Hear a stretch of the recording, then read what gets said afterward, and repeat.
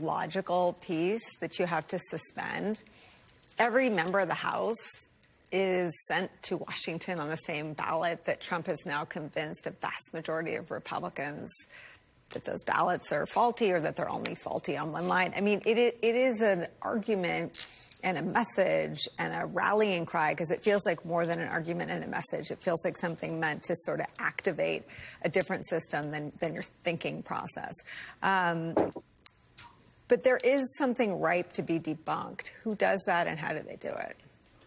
That's a great question. I mean, hopefully everyone. I think it's disgusting, it's dangerous, it's unprecedented, but it's also effective for him. And he knows that. And when he's got an effective play, he keeps calling it. And now he's getting everyone else to call it. And they're coordinating that messaging, and they're surrounding their forces on that message because they know it's effective in galvanizing their base, and it's maybe their only path to victory. It's also an effective backup plan, because this is about much more than the election. I've continued to say that it's not just about the election, it's about his threat to our national security. So if he doesn't win, now he's got a backup plan, a way to say this is why we lost, and let's take our couple million people and do something else, which could be very, very dangerous. This is why our enemies are celebrating this. This is why he celebrates authoritarianism in other places, because it's an effective way to try to keep this going.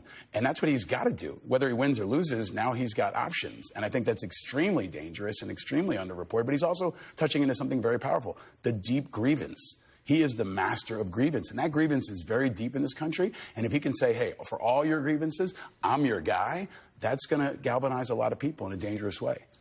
Things Tucker Carlson is saying about Putin and Ukraine. I mean, it feels like there has to be some way to break the fever, and it feels like the people who pay the price are, of course, the men and women of the military and the men and women in the intelligence community who have to shoulder a bigger burden. How do you tell that story? Consistently. It's Memorial Day weekend, and Arlington Cemetery is filled with men and women who died fighting people like the names he just mentioned. My grandfather and that entire greatest generation went overseas for, 3-4 years at times to fight the people, the dictators, the authoritarians that he's now praising.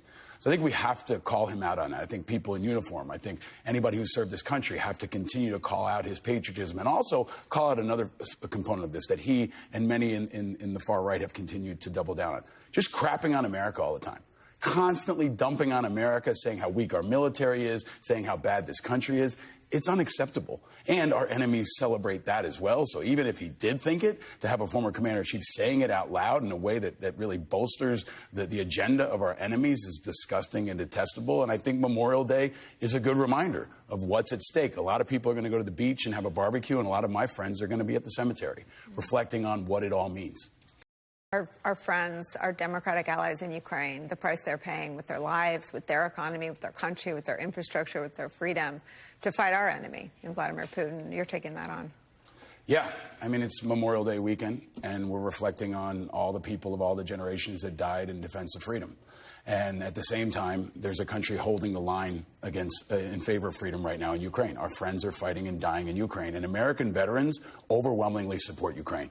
And we're tired of seeing them not get enough support. So we're organizing, and we're creating American Veterans for Ukraine to let America know that American veterans support Ukraine. Let the people of Ukraine know that American veterans support Ukraine. We understand the stakes. We understand the loss. We understand combat. We understand that you are the good guys and that Putin is the bad guy. And we're putting a group together now to help Zelensky get the ammunition that he needs, to get the funding that he needs, but also get the political support here at home, get the public awareness support here at home, and ensure that Ukraine ultimately wins. It's about victory, and we want to be a part of supporting that. Igor Novikov said on this program that the delay costs lives. Absolutely. I mean, you can't win a fight with one hand tied behind your back, and we're seeing what's happened. We denied them F-16s. We denied them ATACMS. We're making Zelensky play a game of Mother May I, and nobody could win a war like that.